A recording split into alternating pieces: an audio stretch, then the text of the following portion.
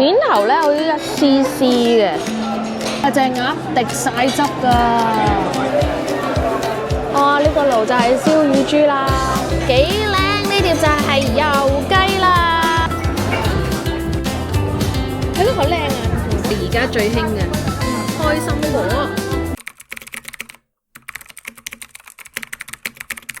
唉，冬天又嚟啦！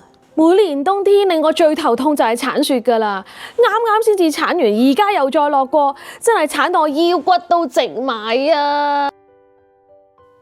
好彩俾我揾到優之選家居服務，呢一間係正規嘅註冊公司，有保險又有退款保障，最平88蚊一個月起，全年合約仲有9折優惠添啊！我今年唔再自己鏟啊，一於交俾優之選家居服務啦。Hello， 大家好，我係峰姐，歡迎翻嚟我嘅 channel 啊！今日咧我嚟咗皇后樽品啊！如果有睇開我嘅片嘅觀眾都知道啦，喺佢哋嘅 soft opening 嘅第一日咧，我已經咧嚟試過佢哋嘅茶市噶啦。今日咧我就約咗其他親戚朋友嚟飲茶，所以咧就諗住咧趁呢個機會咧再做一個咧簡短嘅 review 啊，睇下佢哋咧幾個月後嘅今日咧食物嘅水準啦，同埋服務嘅質素咧會係點嘅咧？如果大家都想知道嘅話咧，就要睇落去啦。大家睇片之餘記得免費訂閱我嘅頻道，讚好埋呢條片同埋分享埋俾你哋嘅朋友。咁我而家即刻開始。今日咁啱咧係多倫多嘅第一場雪啊！大家唔知換咗雪胎未呢？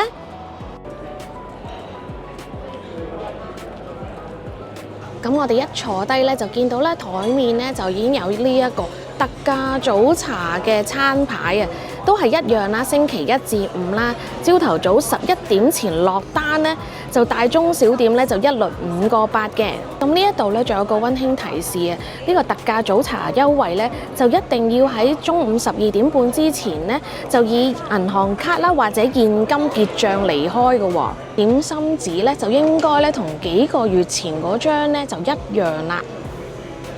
咁嗰張點心紙咧我就唔會逐一細講啦。如果大家咧想清楚知道咧入邊有啲咩嘢嘅話咧，就睇翻我之前嗰條片啦。反而咧今次咧有張新嘅套餐 menu， 就想同大家分享一下。就係呢一個特價海鮮燒味套餐啊！就每一日嘅朝頭早11點後供應嘅呢一個咧都係現金價嚟嘅，就分別有呢個青班燒味套餐啊，就有個青班兩食嘅，個兩食咧就係一個香西皮蛋湯米啦，另外一個咧就係美極骨腩嘅，另外再加一個蜜汁叉燒皇同埋呢個上湯浸豆苗嘅，呢一個套餐咧就78蚊。第二款咧就有呢一個溫哥華蟹燒味套餐，呢一款咧就係88蚊，有明爐脆皮燒鴨拼蜜汁叉燒皇、溫哥華蟹炆伊麵同埋呢個上湯浸豆苗嘅。第三款套餐咧就係龍蝦燒味套餐，呢一款咧就係98蚊嘅。佢入邊有啲咩咧？就係有個明爐脆皮燒鴨半隻、美極龍蝦3磅，另外一個上湯浸豆苗，同埋一個上湯米粉、河粉或者瀨粉嘅。咁我哋咧幾個月冇嚟啦，咁推出咗呢啲燒味套餐喎，唔知大家咧又覺得抵唔抵食呢？上次嚟咧都冇入嚟睇到個魚缸啊，俾大家睇下咧嗰啲蟹啊，好大隻啊！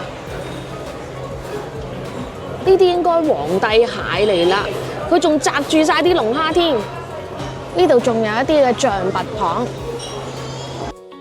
當日咧，我哋都嗌咗幾多款點心㗎，好似呢一款咧鮮竹卷咁啦，飲茶唔少得嘅蝦餃、翡翠帶子菠菜餃、王子菇菜苗餃，全部都係熱辣辣上台，味道都算唔錯。另外仲嗌咗呢一個香煎鮮蝦菜苗餃、瑤柱炸兩腸粉，仲有呢一個瑤柱燒賣王，睇個賣相就知唔係好突出啦。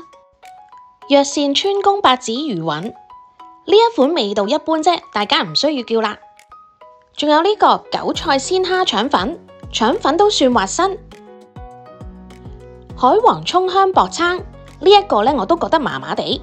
呢個餃真係好爆餡啊！呢一個王子菇菜苗餃啊，真係一定要嗌啊！再嚟呢一款就係有芋頭墊底嘅豉汁蒸排骨。一試下呢一個炸兩啦，面頭咧有啲一絲絲嘅，炸兩個味道就正常啦。而呢一款翡翠帶子菠菜餃呢，我自己本身都幾中意喎，入邊個餡啦都好多噶，個蝦呢又夠彈牙啦，個帶子呢亦都有鮮味，個皮呢仲做到煙煙韌韌添。但係呢一個中式薄餐呢就麻麻地啦，大家都睇到啦，冇乜料噶，我就唔建議大家叫啦。呢一碟排骨呢個味道呢就正正常常，亦都冇乜特別嘅。嚟到蝦餃啦，咁梗係重點睇佢個蝦餃皮啦，個皮嘅厚薄咧都做到啱啱好嘅，都合格。個鹹水角味道咧都做得好出色，都做到脆脆地同埋軟糯嘅口感。1點鐘到咧，啲燒鴨啊、燒味啊、叉燒咧已經可以出爐啦。幾大個炭爐，呢個油雞咧都好靚喎。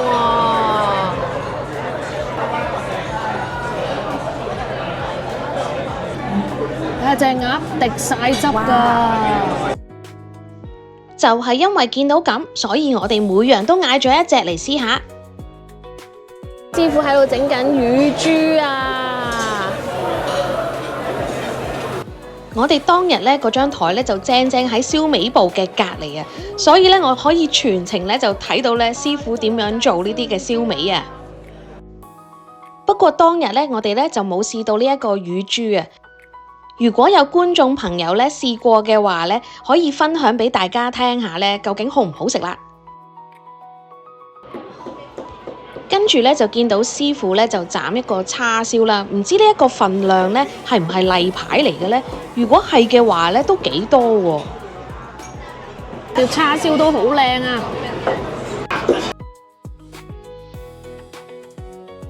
呢個我哋隻油雞。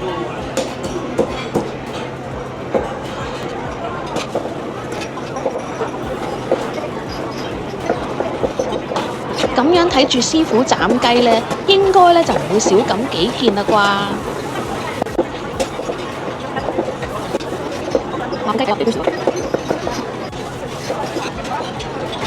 幾靚，呢碟就係油雞啦，呢一碟就係燒鴨一隻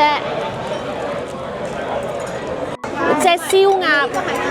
同呢一隻豉油雞呢個 size 呢真係差唔多咋，隻雞呢係好大隻啊！而家等我試埋呢個鴨肉啦，佢哋呢個個呢食到呢讚不絕口啊！話呢個鴨肉呢食落去呢係會化㗎，而呢個雞呢佢哋都話呢好好食，不過呢就冇隻鴨呢咁出色啦。1 hour later。飲完茶，我哋就去 Yorkdale Mall 行下街。意外地仲俾我試到呢一間好高質嘅甜品店啊 Dells 其實係多倫多本地一間法式嘅甜品品牌，除咗喺 Yorkdale 之外呢，佢喺市中心呢都有分店㗎。佢哋呢主打呢就係現代奢華嘅法式甜品。首先講下佢哋啲蛋糕先啦。呢度呢有好多迷你 size 嘅蛋糕，造型呢都各有特色，好啱打卡㗎。而佢哋呢最 signature 嘅朱古力蛋糕呢，個朱古力味呢好濃㗎，但係呢又唔會過甜嘅。另外仲有抹茶味啦、raspberry cheesecake 呢一啲嘅味道都好有層次㗎，每一件呢都做到好精緻嘅，好似食緊藝術品咁樣。除咗蛋糕之外呢，佢哋呢都有賣幾款嘅牛角包。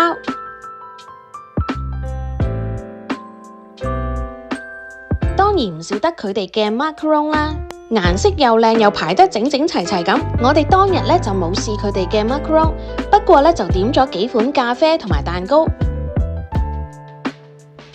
一啲嘅蛋糕係咪靚到唔捨得食呢？用嚟做生日蛋糕呢都唔錯㗎。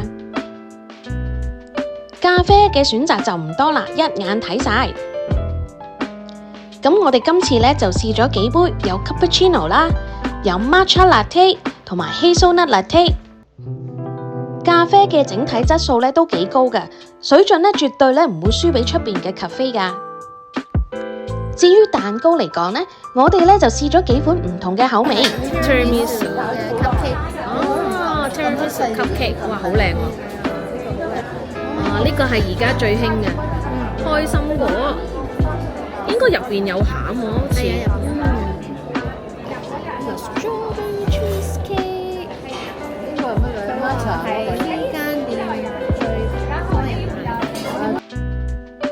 老實講，以香港人嘅口味嚟講，佢哋嘅甜品呢就可能會偏甜少少，但係呢絕對呢就唔會好膩嗰隻嘅。配埋杯咖啡一齊食呢，其實呢就真係啱啱好。